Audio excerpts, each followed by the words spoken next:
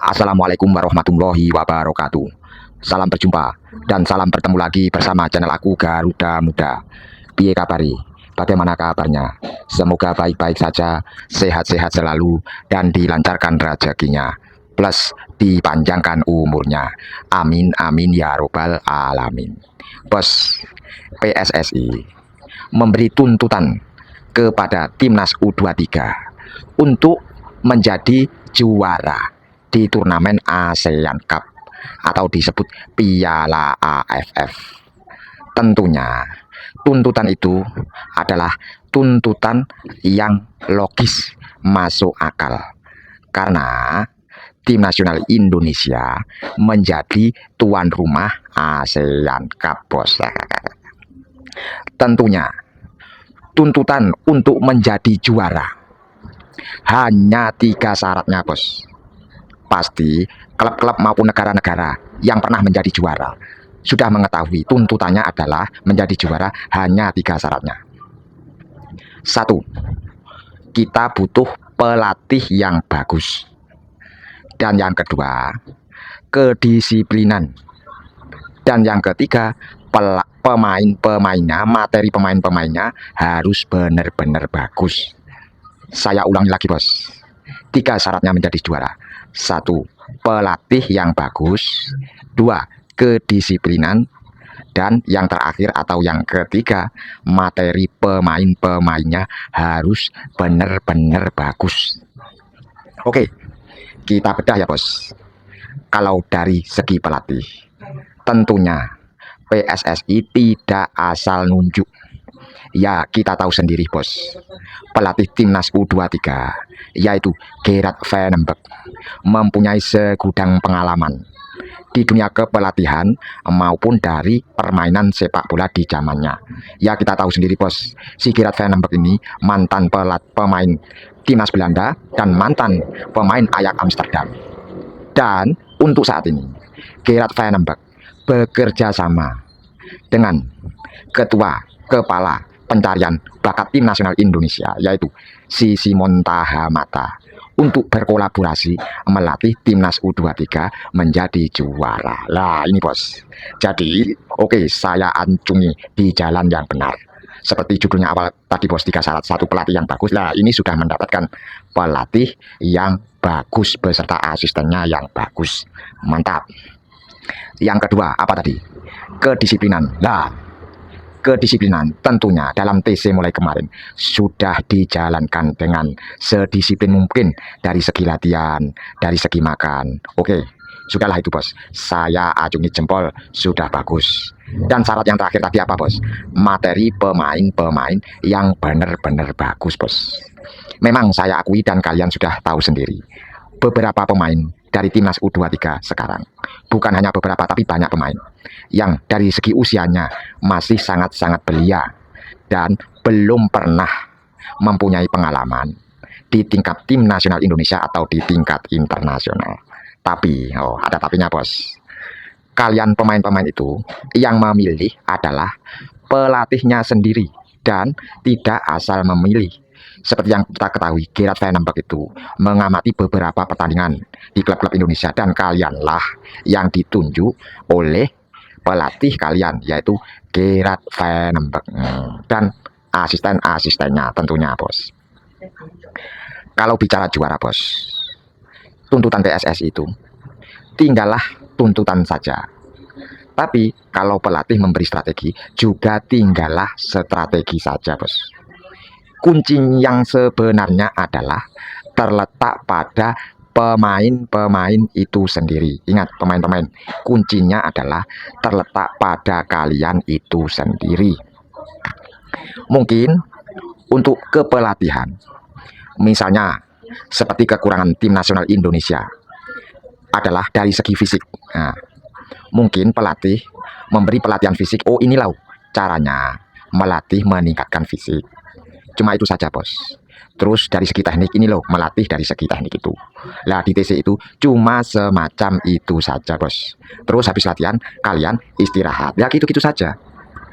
Tentunya untuk kalian menjadi juara dan kalian menjadi sukses karena apa, bos? ajang ini kalian sebagai pemain timnas U23 sesungguhnya kalian dijadikan kelinci percobaan oleh pelatih kalian atau dan PSSI. Ingat, hei pemain-pemain timnas U23, kalian hanya dijadikan kelinci percobaan oleh pelatih Gerard Van den Berg beserta PSSI. Tapi ingat, kelinci percobaan dari hal yang positif. Maksudnya adalah di ajang Piala AFF ini nanti barang siapa pemain yang menonjol akan diambil terus digabungkan kepada pemain-pemain diaspora yang usianya masih dalam jangkauan U23 untuk mengikuti Piala Asia di September mendatang. Ingat, hanya diambil dari kalian yang menonjol saja. Lah, di sini kalian harus mempunyai ide, inisiatif, kecerdasan, improvisasi untuk meningkatkan kualitas permainan Anda sendiri, bos, pemain-pemain. Misalnya dari segi fisik, kan latihannya cuma begitu-begitu saja, bos. Kalian harus mempunyai ide sendiri-sendiri dari pemain-pemain itu untuk meningkatkan fisik. Misalnya waktu di mes, di dalam kamar, kalian olahraga gimana, memikirkan improvisasi, cara memperkuat fisik sendiri. Jadi tidak mengandalkan apa yang dilatih pelatih itu sendiri saja, bos. Terus misalnya pada saat latihan, kalian harus datang lebih dahulu, harus mempunyai kelebihan fisik untuk meningkatkan fisik Anda sendiri. Lah, terus yang kedua, improvisasi dalam permainan, dalam teknik. Barang siapa pemain yang mempunyai tubuh tidak atletis, kan ada beberapa pemain timnas U23 sekarang tubuhnya kecil dan pendek, ada yang kurus. Lah, kalian harus mempunyai kecerdasan, bos. Kalian harus mempunyai cara berlatih. Gimana agar misalnya yang pendek kalian mempunyai keunggulan, misalnya dari segi kecepatan, dari segi tendangan, kalian harus mempunyai keunggulan. Bila yang kurus misalnya kalah bersaing sama pemain-pemain yang tingginya atletis, kalian harus mempunyai kelebihan dan keunggulan sendiri. Dari segi kecepatan dribble, dari segi passing, dari segi posisi, menempatkan posisi, kalian harus mempunyai keunggulan sendiri. Kenapa saya bilang kalian harus mempunyai keunggulan?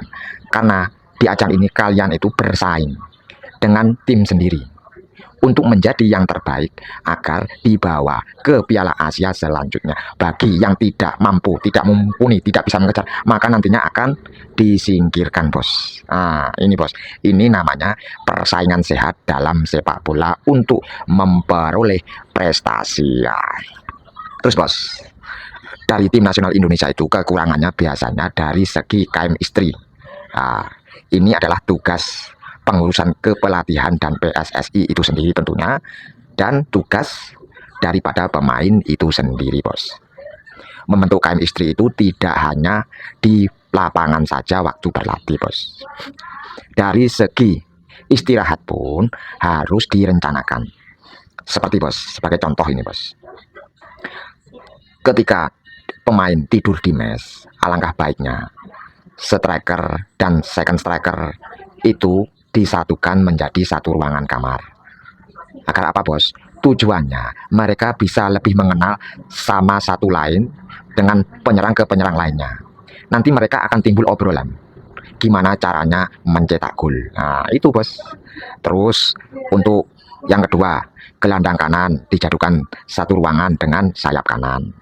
Nanti akan tercipta kolaborasi, bos, sebuah perbincangan gimana cara menuntut lawan, gimana cara menyerang dari bagian kanan. Lah, antara sayap kanan dan gelandang kanan nantinya akan mempunyai kolaborasi tersendiri, bos. Begitu juga dengan back, kedua back kita harus disatukan satu ruangan.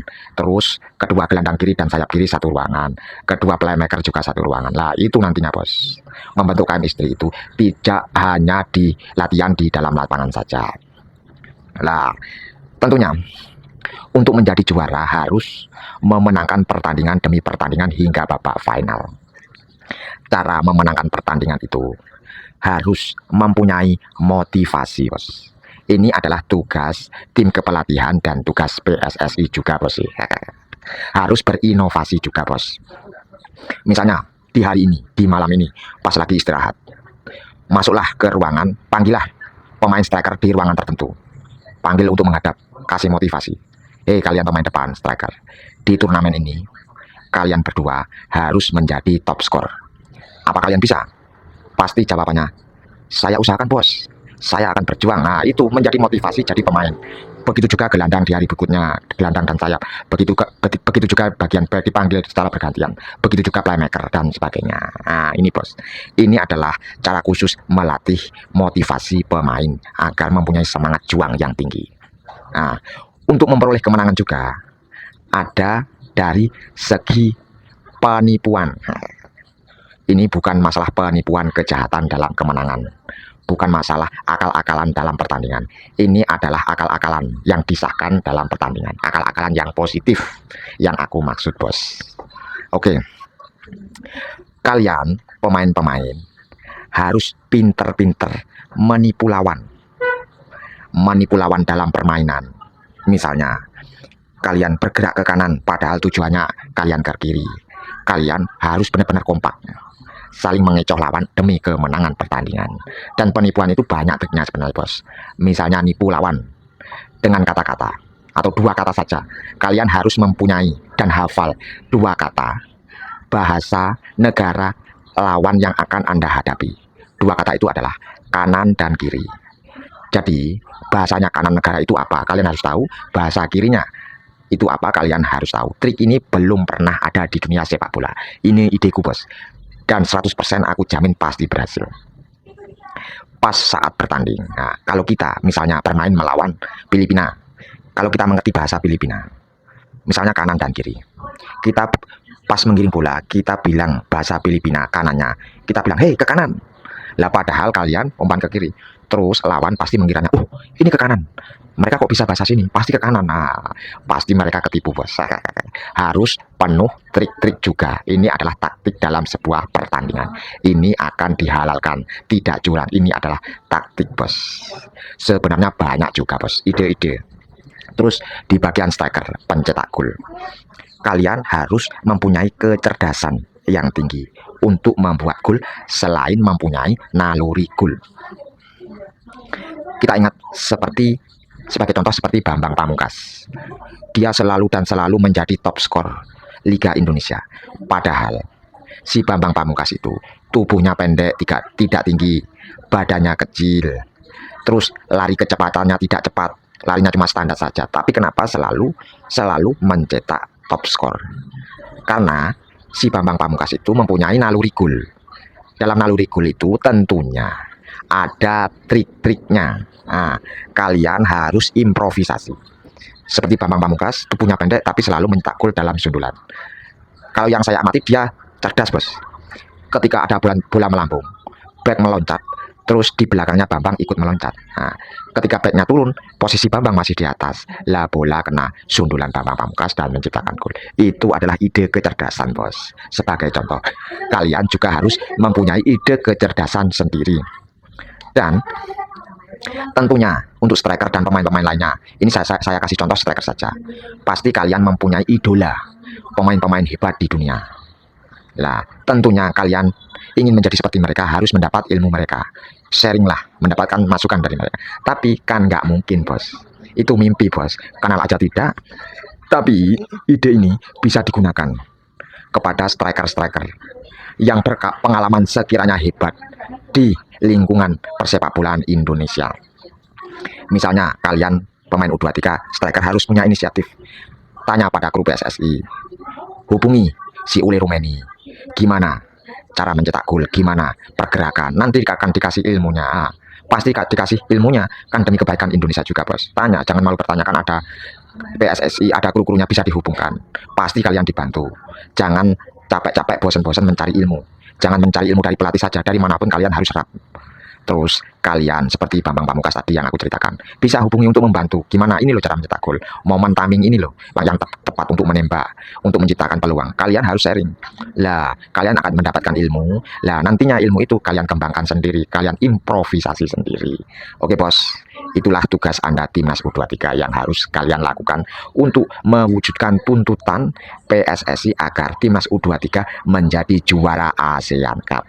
Oke bos, di sini aku hanya bisa mendoakan, mendukung dan berharap agar kalian sukses nantinya dan kalian berhasil apa yang kalian cita-citakan untuk tunas-tunas Garuda Muda. Oke, terima kasih. Salam berjumpa lagi, salam bertemu di lain hari lagi, dan salam olahraga mantap.